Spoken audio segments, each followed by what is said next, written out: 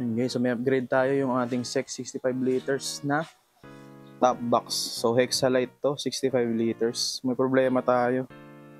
Nung pagka-install ko dito, sumasabit to, hindi natin mabuksan yung upuan. Ayan o. So, bala ko sanang lagariin to.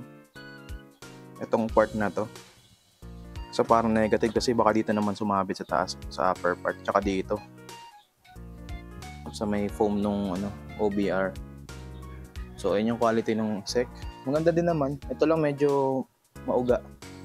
Plastic lang siguro nakascrew sa loob or naka-rivet din.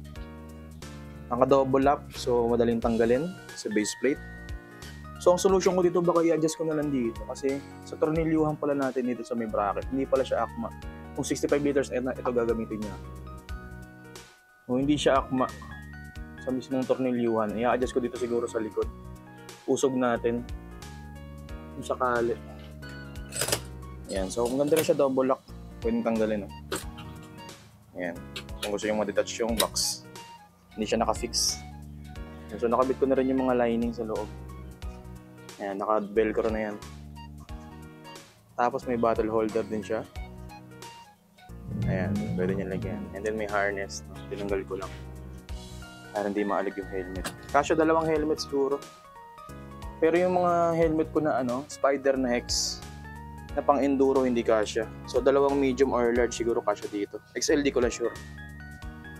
Kasya naman dalawa. And then meron din siyang bulsa dito. Tapos lagayan ng papeles, meron din dalawang sticker halos ganito rin kulay dilaw.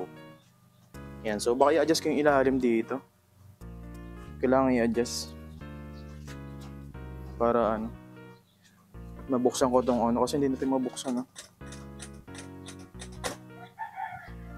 Yun na siguro ayusin ko mamaya.